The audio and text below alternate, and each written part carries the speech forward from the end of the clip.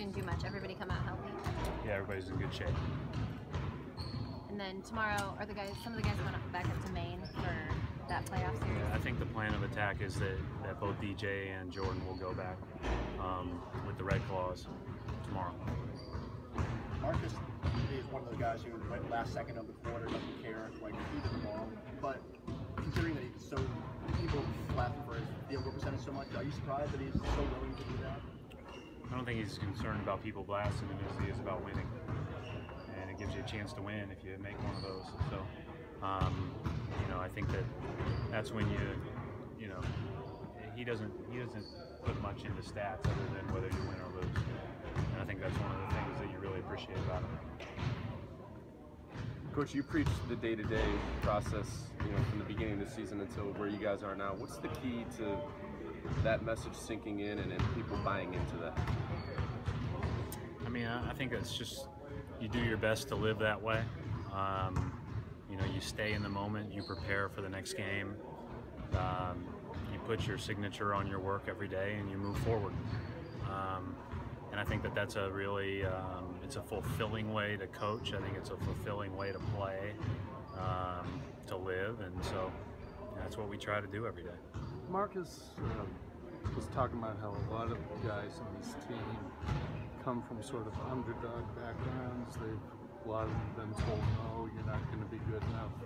I mean, how does that come together when you're coaching a team like that? Well, I think that's been, you know, one of the reasons why we've been,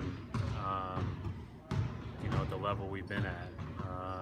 You know, not only this year, but being able to come together in the last 15 months before that and play with a chip on their shoulder. I think that's, you know, if there was anything that would have been used to describe this group of guys, both early on and throughout, it's they have a chip on their shoulder. And so we're going to have to play that way, you know, once the games start tomorrow. Because it's, you know, every team is tough and you got to play well to win. You're a really small lineup. It was pretty bad at the beginning of the season, but it's been really good lately. Is that you being more picky with that, or they just got better? What do you think has changed that allowed them to do that? I think that, you know, sometimes those samples are pretty small, and so if you think that it's something that looks good in theory, it's probably worth continuing to try, even if you don't get good early results. Didn't have much chance to try it there for a while because of the injuries, but it's something that, you know, anytime that you're putting your guys that are most likely to make huge plays all on the court together at once, I think that's a good thing regardless of what their size is. This will be your third playoffs.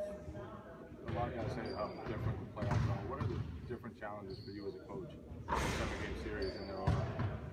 Yeah, I mean, you're just going game to game and trying to adjust appropriately, but more so play well as a team, you know. And I think that's, you know, knock on wood, all the healthy bodies stay that way and you have everybody available. But our goal is to go out there and try to play as good as we can on both ends of the court and do the things that we're good at. And I think that's what you got to focus on. This is, you know, anytime you have 5 days before a game and then you're playing one team for 7 straight games, right? You know, you can easily overanalyze. I think the most important thing to do is, here's what we need to do. Go out there, compete at a high level, enjoy doing it, enjoy the competition, and put our best foot forward. Thank you. Thanks, Coach.